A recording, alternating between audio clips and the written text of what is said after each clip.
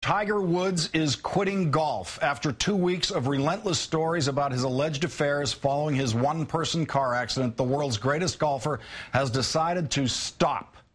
In a statement just released, quote, "I am deeply aware of the disappointment and hurt that my infidelity has caused to so many people, most of all my wife and children. I want to say again to everyone that I am profoundly sorry and that I ask forgiveness. It may not be possible to repair the damage I've done, but I want to do my best to try." Okay, now that's the boilerplate that half the husbands in America should be saying to someone tonight. Now, the Tiger part. I would like to ask everyone, including my fans, the good people at my foundation, business partners, the PGA Tour, and my fellow competitors for their understanding. What's most important now is that my family has the time, privacy, and safe haven we will need for personal healing. After much soul-searching, I have decided to take an indefinite break from professional golf. I need to focus my attention on being a better husband, father, and person. Again, I ask for privacy for my family, and I am especially grateful for all those who have offered compassion and concern during this difficult period. Tiger Woods added a separate statement that he will continue to work with the foundation he started with his father, and the PGA Tour has just released its own statement supporting Woods' decision to focus on his family and welcoming his eventual return to golf when the time is right.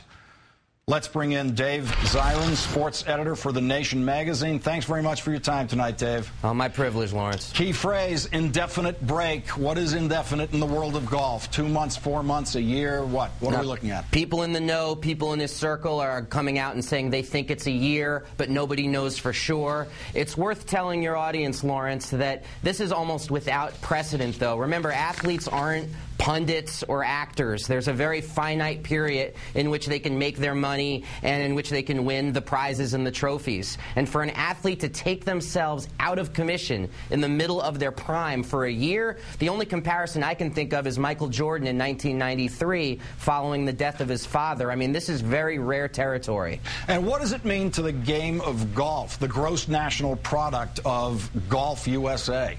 I mean, golf was already suffering somewhat under the economic crisis. This is beyond that. This is absolutely crippling. If the economic crisis was like stubbing your toe, this is like getting hit by a Mack truck. I mean, the ratings when Tiger is in there on a Sunday wearing the red shirt, I mean, we're talking about the casual fan coming to golf. And the #1 competition in golf, it is said, is not Tiger Woods versus Phil Mickelson or Tiger Woods versus Sergio Garcia. It's Tiger Woods versus history. It's Tiger Woods versus Jack Nicklaus. Tiger Woods has won 14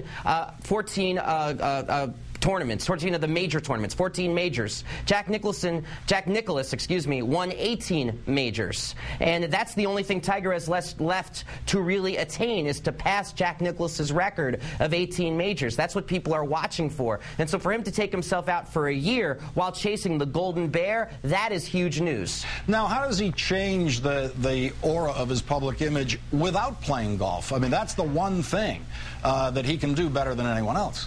That's a terrific question, because right now all kinds of sports editors are rewriting what they think the big story is going to be for 2010, which they thought was Tiger returning to the golf course for the Masters. And it's interesting because if you think about Scandal Management 101, I'm thinking about Rick Pitino, the coach at Louisville, who was in a very messy extramarital dalliance in the offseason. Nobody's talking about it now. Why is nobody talking about it? Because he's back to coaching Louisville, and the team is winning. That's what most athletes do. That's what most public figures do. You just keep pressing forward. Heck, that's what a certain president in the 1990s did, for goodness sakes. You just keep pressing on, you keep moving forward. And Tiger is taking a very different tack. Of course, there's all sorts of personal ramifications involved, so I don't want to speak about it as if it's some kind of calculation. But from the perspective of management of his image and the relationship between him and his sport, I mean, this is a doozy. I can't see any sort of professional advisor saying leave for a year, because then when he comes back, how much bigger will the magnifying glass be?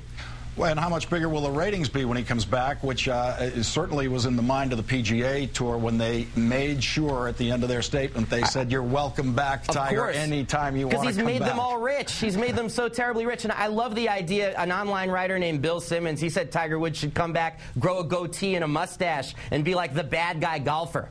Get divorced and start dating starlets and winning tournaments. That would be like a pro wrestling thing he could do, but I don't know if that's very appropriate to talk about right now. Now, this afternoon, Accenture took Tiger Woods off the front page of their website. Now, AT&T is putting out a statement of support, but said it was evaluating its ongoing relationship.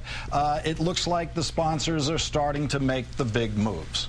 Yeah, and to me, this is the definition of cheek, because Tiger Woods, first of all, one of the reasons this is a big story is because the scandal is so out of tune with the brand. What is the brand of Tiger Woods? It's the person with incredible focus, control, and discipline. That's why he's the first billion-dollar athlete. And a lot of these sponsors have gotten rich off their connection with Tiger Woods, and now they're fleeing the ship. It's also worth saying, though, that a lot of these corporations, they don't want the spotlight on them either, in my opinion. This is most of the writing I've done about Tiger Woods, is that he's partnered up with some of the nastiest corporations and countries in the world as part of building this billion-dollar brand. Whether you're talking about Chevron, which is the main sponsor of his foundation, or Dubai, where Tiger Woods Golf Course, the center of Dubai land, or the Philippines, where golf courses have been built and kicked peasants off of land to build these golf courses. Now they're all getting very high and mighty in relation to Tiger. I do think that's the definition of what we would call cheek.